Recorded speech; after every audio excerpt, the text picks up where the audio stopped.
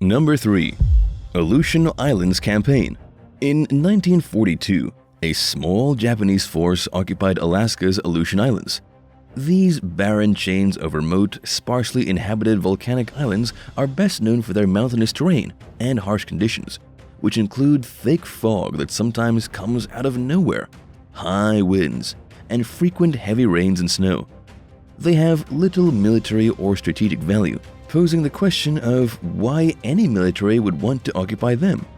Some experts believe that Japan saw controlling this territory as an effective way to prevent the US from waging an attack across the Northern Pacific.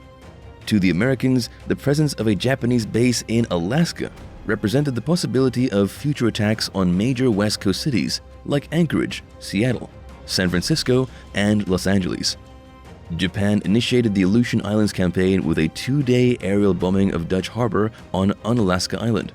It was the first attack on the continental US in 130 years. They did little damage to the Army Air Force base there, thanks to the US military's swift response.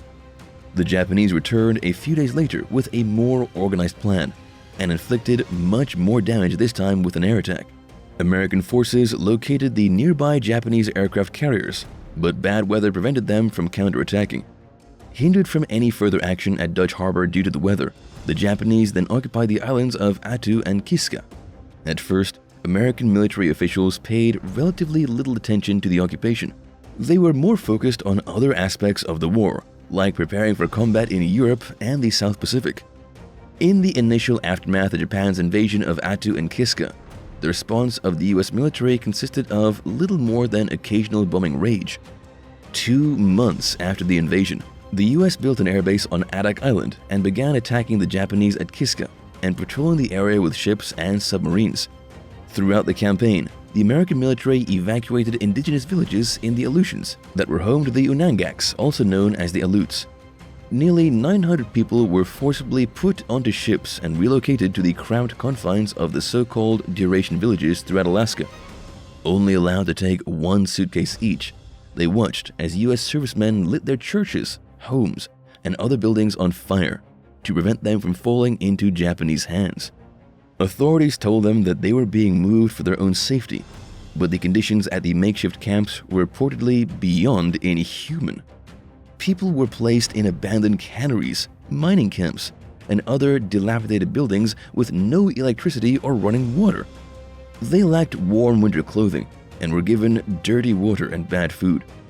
It was only thanks to their own determination and savvy that the Unangaks defied attempts to cut them off from nearby villages and towns, got jobs, and came up with the money and resources to build their own living quarters with modern plumbing and power. In the meantime, the Japanese relocated the Unangaks people on Attu to internment camps in Southeast Asia. On May 11, 1943, American forces attempted to retake Attu. Things got off to a difficult start due to inclement weather, which caused equipment to malfunction. The troops also experienced a shortage of landing craft and suitable beaches to land on. They were unable to bring all their cold weather equipment ashore, and many soldiers suffered from frostbite. Their vehicles couldn't operate on the tundra, leaving them unable to get where they needed to go.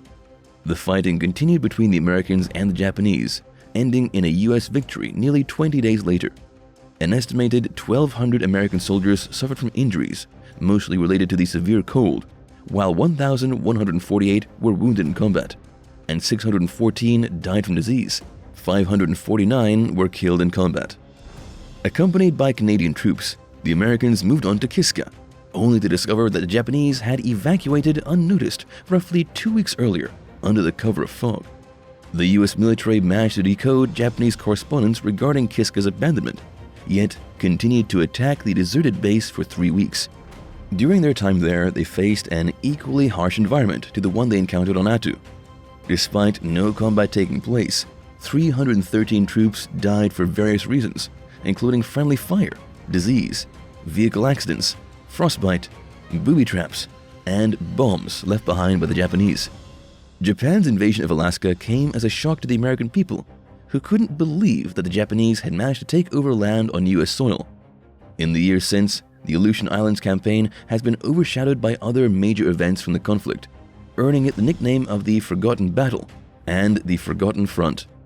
Have you ever heard of the forgotten battle? Tell us in the comments and hit subscribe while you're at it. Number 2. The White War. During World War I, Austro-Hungarian and Italian forces went head-to-head in a long, drawn-out battle known as the White War.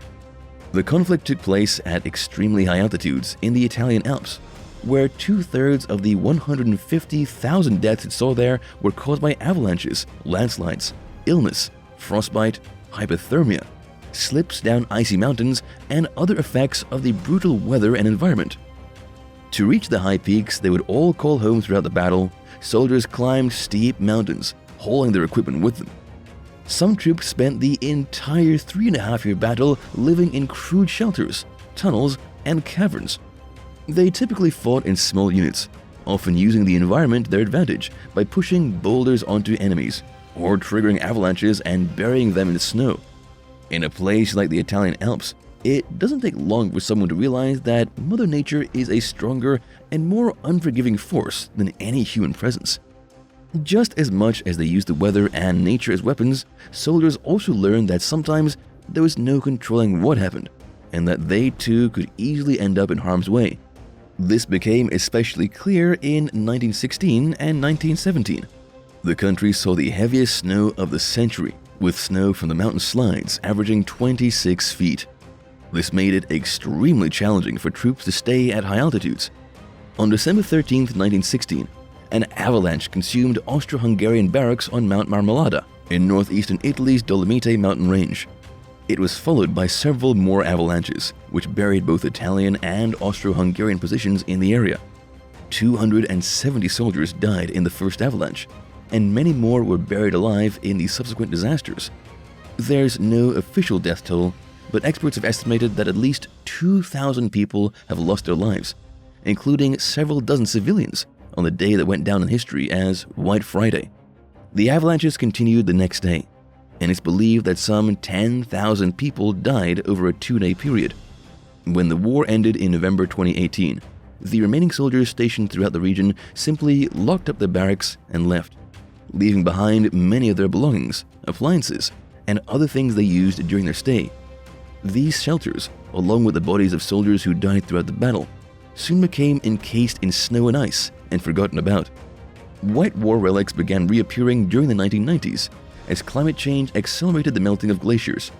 Since then, an array of perfectly preserved sites and artifacts have been found, along with the remains of fallen soldiers who never received a proper burial. These fascinating discoveries are teaching us a lot about a largely overlooked part of the Great War, where troops endured the conflict's harshest conditions. One wooden shelter discovered in 2017 sits atop Mount Scorluzzo at 10,154 feet above sea level. 20 Austro-Hungarian soldiers lived in the cramped, makeshift space throughout the White War, where they saw temperatures as low as minus 40 degrees Fahrenheit. To say they were eager to leave is an understatement, and the men closed up the shelter and left at the first news of the war being over. The only visitors to pass through before it became covered in snow and ice were locals looking for scrap metal. The site remained untouched for the better part of a century before it was eventually revealed by the melting ice. In it, archaeologists found letters, diaries, weapons, ammunition, food, dishes, bottles, animal skin jackets, straw mattresses, coins, helmets, and other items reflecting the dismal daily lives of the men who languished there. The items were found as they had been left, like an eerie time capsule reflecting a forgotten chapter in world history. As global warming continues to dramatically alter the landscape, there's a good chance that more sites like this will appear in the coming years. Number 1. Battle of Chosun Reservoir.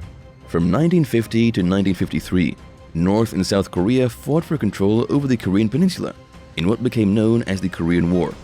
To the north of the 38th parallel was Communist North Korea, also known as the Democratic People's Republic of Korea, DPRK, supported by China and the Soviet Union. Capitalist South Korea fought from the south with the backing of the US and, more broadly, the United Nations. By November 1950, it already appeared as though defeat was imminent for the North Koreans. American and UN forces had penetrated deep into enemy territory on a mission to destroy any remaining North Korean People's Army units. It seemed as though victory loomed as they launched what they thought would be their final offensive at the Yalu River, which sits along the border between North Korea and Communist China. It was in this sparsely populated region that soldiers encountered the most unforgiving winter conditions and some of the harshest terrain of the Korean War.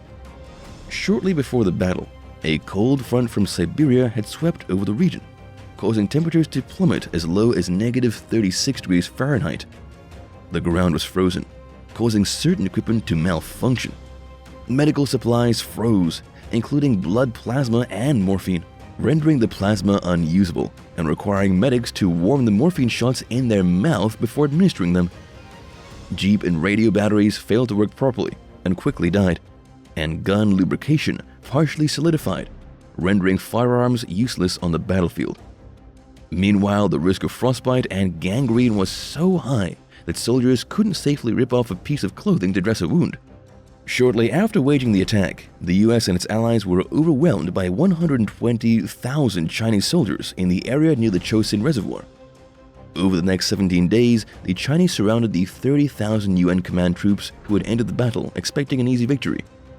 The Americans were swarmed as one unit after another was overrun and destroyed. It wasn't long before the 8th Army retreated south. US forces continued to attack, even after learning what happened to the 8th Army. Units became scattered, and communication was poor as troops faced the same logistical and weather challenges as the men who had been forced to retreat. They struggled on icy roads in some places and got stuck in the mud elsewhere. What started out as a victory soon became a fight for their lives among the isolated troops. It later came to light that General Douglas MacArthur, who commanded the 8th Army during the battle, had ignored reports of contact with Chinese forces on the way to Chosun. Another commander had ordered his men to press on, even after it became apparent that they were fighting a losing battle. One task force commander, Colonel Alan McLean, mistook Chinese soldiers for Americans and ran towards them, acting happy to see them. It eventually became clear that the Americans were fighting a losing battle, leaving them with no other choice but to evacuate. As they made their way to the port of Hungnam, civilians looking to escape the cold and violence sought rescue. In what historians have described as history's greatest seaborne US military evacuation, an armada of 193 ships came to the rescue, evacuating around 100,000 American service members, along with 100,000 North Korean refugees. Speaking with the Washington Post in 2004, Korean War veteran Alexander M. Haig described the Hungnam evacuation as one of the great humanitarian feats ever carried out by US forces, while pointing out how seldom it's discussed or written about. And while it's true that the Battle of Chosun Reservoir went down in history as an obscure but major US military blunder, the efforts to rescue those in need were immense. In his book, Ship of Miracles, former Washington Post reporter Bill Gilbert talks about a small merchant ship called the SS Meredith Victory. Designed to hold no more than a dozen passengers, it somehow accommodated 14,000 refugees. The events at the Chosun Reservoir dramatically altered the nature of the Korean War. Rather than walking away victorious, US forces encountered sheer disaster. Of the nearly 18,000 American casualties and losses suffered during the battle, over 7,300 were non-combat casualties, mostly resulting from the harsh weather. The war continued for nearly 3 more years until an armistice agreement was reached between North and South Korea in 1953. And even though the combat came to a halt, the Korean War never officially ended, and tensions between the North and South remain as high as ever, as countries like the US and China remain involved in their affairs. It's become clear that the Korean Peninsula probably won't ever unite without a lot of bloodshed and force. Their ideals are as different as ever, with South Korea boasting a modern, highly developed economy, while North Korea remains secretive, authoritarian, and plagued by poverty and disease. The demilitarized zone along the 38th parallel, which was demarcated as a result of the ceasefire negotiations, remains one of the most heavily guarded places on Earth. Nearly 30,000 US troops are stationed near the tense border alongside the South Korean military, serving as an ever-present reminder of the lingering hostilities that could once again erupt into violence. Thanks for watching. What did you think of these battles fought in freezing conditions? Which one shocked you the most? Let us know in the comments below, and don't forget to subscribe. See you next time. Bye!